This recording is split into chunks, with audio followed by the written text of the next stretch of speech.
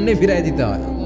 সুবহানাল্লাহ কোন চাওয়া মাত্রই আল্লাহ বলে অ্যাকসেপ্টেড, যা কবুল, দিব দিব না এটা বলতে জানে না, চাওয়া মাত্রই বলে দিব। তিন সিস্টেম। নাম্বার ওয়ান, আপনি আল্লাহর কাছে দোয়া করলেন, চাইলেন, আল্লাহ বলে দিব, বলেই তিনি দিয়ে দেন আর আপনি খুশি হয়ে যান, পেয়ে গেলেন।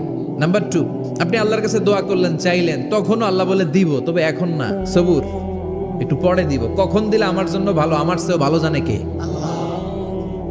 পরে দিবে। নাম্বার থ্রি, চাইলেন, দোয়া করলেন, আল্লাহ তখনও বলে দেব, তবে এখনো না, পরেও না, কিয়ামতের দিন যেদিন বিপদে পড়বে ওই দিন দেব। যেদিন তোর বাবা তোরে চিনবে না, তোর মা তোরে চিনবে না, বন্ধু বন্ধুরে চিনবে না, পীর সাহেব মুরিদরে চিনবে না, মুরিদ পীর সাহেবরে চিনবে না, ইমাম সাহেব মুসল্লিরে চিনবে না, মুসল্লি ইমাম সাহেবরে চিনবে না, কেউ কাউরে চিনবে না, ওই কঠিন দিনে তোরে আমি বাঁচাইয়া দেব। তাইলে দোয়া যা করছেন ছোটবেলা থেকে আজকে পর্যন্ত, লস হয়েছে না লাভ? লস না লাভ? এজন্য বেশি বেশি দোয়া করার দরকার আছে না নাই? জীবনে যদি কোনো নেক আমল থাকে, ওই নেক আমল দিয়ে যদি আল্লাহর কাছে দোয়া করেন, দোয়া কবুল করে নিবে কে? তবে নেক আমলটা হইতে হবে শুধুমাত্র আল্লাহর সন্তুষ্টির জন্য। প্রত্যেকের জীবনেই কিছু আমল আছে যেটা লোক দেখানো করে, আছে না নাই? আবার কিছু আমল আছে আল্লাহরে খুশি করার জন্য করে, আছে না নাই?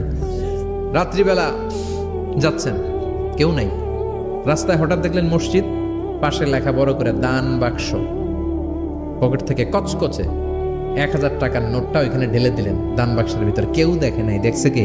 আল্লাহ। এটা পৃথিবীর কাউরে দেখানোর জন্য দিছিলেন? এই দানটা আল্লাহর কাছে প্রিয়। গোপন দান আল্লাহর রাগকে কমিয়ে দেয়। সুবহানাল্লাহ বলেন। হাল্লাকা সিররুন ইনদাল্লাহ, তোমার আর তোমার রবের মাঝে এমন কোন গোপন জিনিস আছে নাকি যেটা আল্লাহ ছাড়া কেউ জানে না? তোমার কোনোদিন কোনো গোপন দান আছে নাকি যেটা আল্লাহ ছাড়া কেউ দেখেনি? ওই দানটা আল্লাহর কাছে প্রিয়। চিল্লায় বলেন ঠিক কি না?